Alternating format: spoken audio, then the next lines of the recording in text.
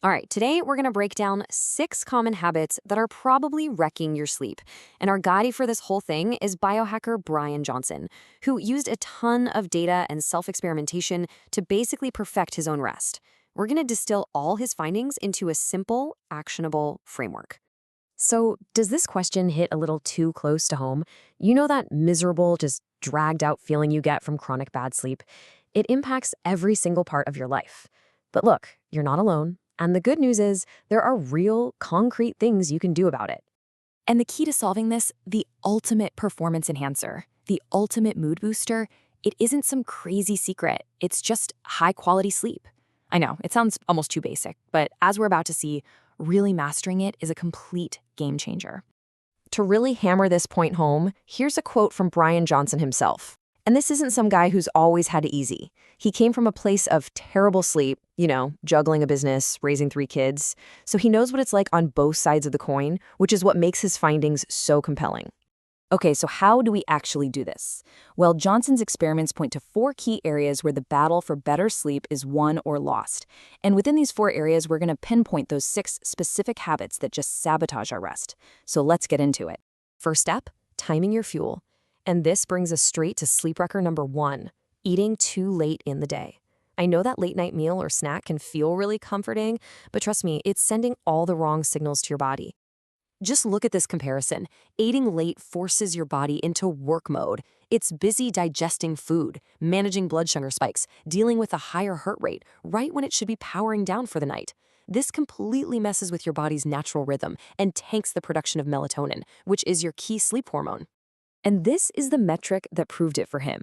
Johnson discovered that a resting heart rate between 46 and 50 beats per minute was his golden ticket for a perfect night's sleep. But when he ate late, it would jump up to 55, maybe even 57, and his sleep quality would just plummet by 30%. It's a direct, measurable consequence. Now, Johnson's sweet spot for his final meal ended up being 11 a.m., which, yeah, is pretty extreme for most of us. But the real takeaway here isn't to copy that. It's to embrace the idea of experimenting on yourself. Just try finishing your last meal 2, 3, or maybe 4 hours before bed and just see how you feel. But, getting your body ready is only half the battle. You've also got to power down your mind. And this is sleep wrecker number 2, not creating a proper transition from your hectic day to a state of rest. You just can't go from 100 miles an hour to a dead stop the second your head hits the pillow. It doesn't work like that. Think of it like this. Your body has 2 basic modes. During the day, you're in fight or flight mode. That's your sympathetic nervous system. But for sleep, you have to switch over to the rest and digest mode, the parasympathetic system. Johnson has a great way of putting it. He has to turn off work Brian to turn on nighttime Brian. And that requires a dedicated buffer zone. And the solution doesn't have to be complicated at all, as you can see here. The key is to give yourself at least a 60-minute screen-free wind-down period. Whether that's reading an actual book, journaling to get all those thoughts out of your head, or meditating. These calming activities are the off switch your brain desperately needs to get ready for sleep. Okay, next up, we need to talk about chemistry, specifically the stimulants we put into our bodies. This brings us to sleep wrecker number 3, and for a lot of us, this is public enemy number 1, caffeine consumed too late in the day. Now, to understand why that afternoon coffee is so damaging, we have to grasp a pretty basic concept. It's half-life. This isn't just some biohacker buzzword. It's the scientific way of measuring how long it takes your body to get rid of half of a substance. And for caffeine, that time is about 6 hours. And this is where it gets really interesting. Just look at the math here. If you drink a cup of coffee at 4 p.m. and you go to bed around 10 p.m., you are basically trying to fall asleep right after chugging half a cup of coffee. And even at 4 in the morning, a quarter of that original cup is still active in your system. The solution is simple. Enjoy your coffee. Just have it earlier in the day. All right, we've covered food, mind, and chemistry. Our final battleground is your physical bedroom, which is home to our last 3 sleep wreckers. Your body is incredibly sensitive to these environmental cues, so let's dial them in. So let's start with sleep wrecker number 4, the wrong kind of light. For at least 2 hours before you go to bed, you need to eliminate blue light. That's the stuff blasting from our phones and TVs. And you need to dim everything down. This isn't just a preference. Blue light exposure is known to actively suppress your body's melatonin production. It literally tricks your brain into thinking it's still daytime.